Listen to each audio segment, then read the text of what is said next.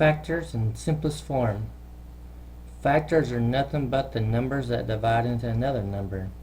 For example, if I were to say something like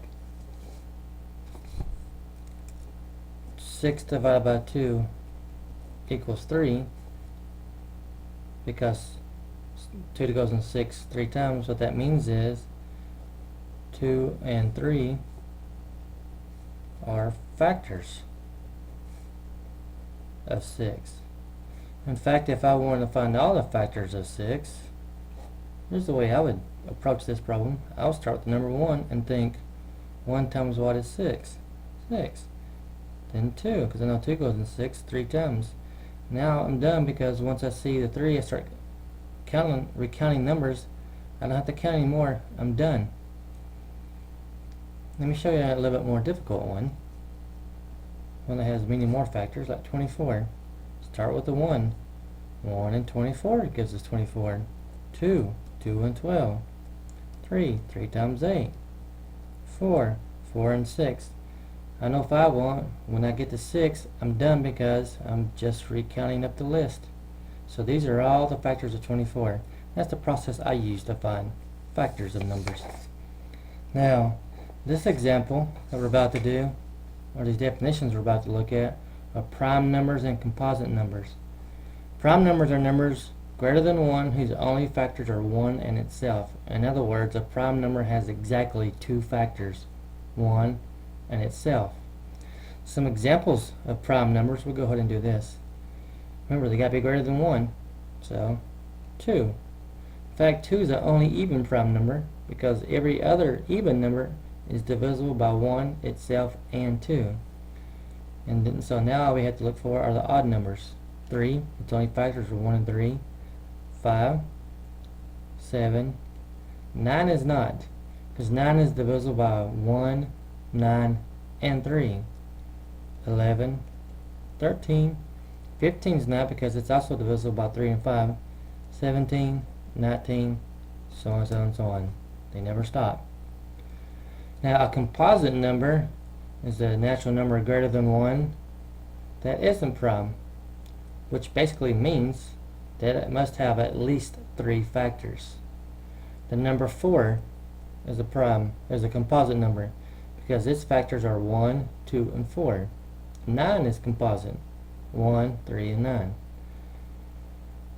And that leads us to an interesting question. What about the number 1? Is 1 a prime number?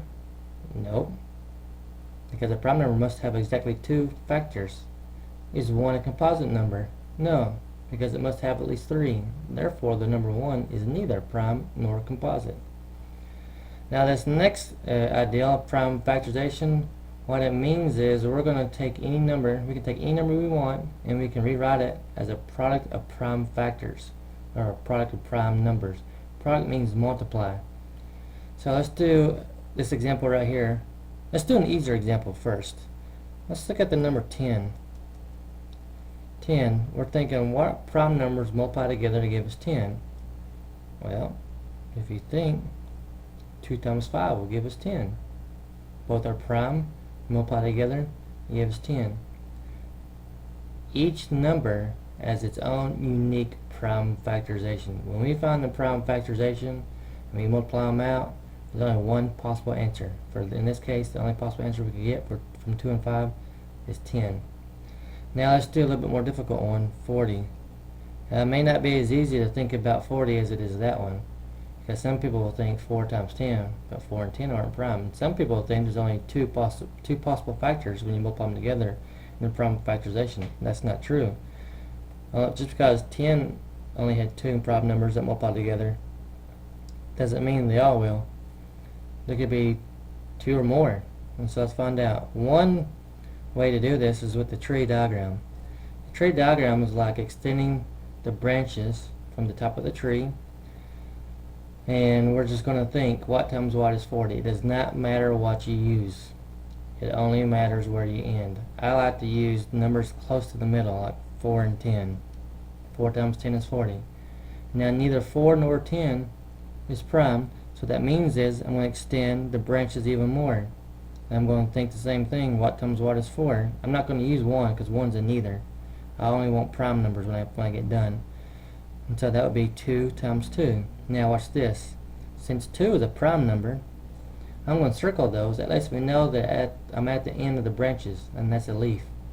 It's just a little tip on how to know when to stop. Now 10 is not prime, so let's break it down. 10 is the same thing as 2 times 5. 2 is prime, 5 is prime. We're at the bottom of the leaves. No more factors to break down because these are all prime. So therefore, our answer is 2 times 2 times 2 times 5. And another way to write this is, since there's 2 times 2 times 2, that's the same thing as 2 cubed times 5. Let's do one more of these just to have an idea of what's going on. And there are other methods, but I think this is probably the best method to use. So let's just think of a number like 72. Try to find one that's got lots of factors. Now 72. A lot of people may not know numbers that multiply together to get 72. So use numbers you know for sure. 2. 2 goes in 72, or half of 72 is 36. 2 is prime. Some people know all kinds of factors multiplied together that give you 36, because 36 isn't prime, so you have to break it down. Let's just use 9 and 4.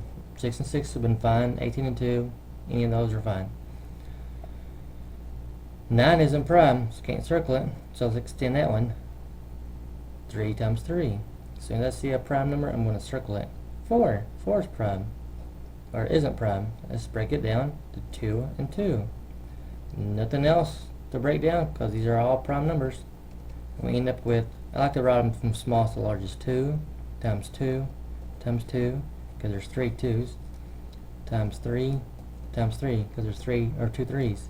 Another way to write this, 2 times 2 times 2 is 2 cubed, and 3 times 3 is 3 squared. That's the basic idea of prime factorization and how to do it. Now, there are some numbers out there that may not be as easy to find factors of. And so sometimes, some of these divisibility rules are really handy. Now, what this says is test for 2. We're trying to see if 2 divides into a given number. Now 2's are easy because if a number is even, 2 divides into it. 5 is easy. If it ends in a 0 or a 5, 5 divides into it. 10 is really easy, probably the easiest one. If a number ends in 0, then 10 divides into it. Now 4 may not be as easy. 4, you have to look at the last 2 digits. Give you a quick example with 4. 128. Since 4 divides into 28, 4 divides into 128. In fact, it goes 32 times. 6 really doesn't have a rule that stands alone. 6's rule is if 2 divides into it and 3 divides into it and 6 divides into it. Let's just pick a number that you may not be aware of. 72. 2 divides into 72, and I know that 3 divides into 72. Therefore, 6 divides into 72. Now, some people may not know why 3 does. And so 3 and 9 have very interesting rules that can come in really handy. I mean, these are ones that are really worth knowing. It's the same rule, 3 and 9. So let's pick a number, and let's just say 342. Now, I know that number is divisible by 3. I know 3 divides into it. The reason why I know, if I take 3 plus 4 plus 2, if I add the digits, I'll get 9. Since 3 divides into 9, 3 divides into 342. In fact, since 3 plus 4 plus 2 equals 9, and 9 divides into 9, 9 also divides into 342. And that's how I knew that 3 divides into 72, because 7 plus 2 is 9, 3 divides into 9. So, if there are some rules you're looking to really utilize that you may not know, the rules for 3 and 9 are extremely handy. Highly recommend it. Not required, but highly recommend it.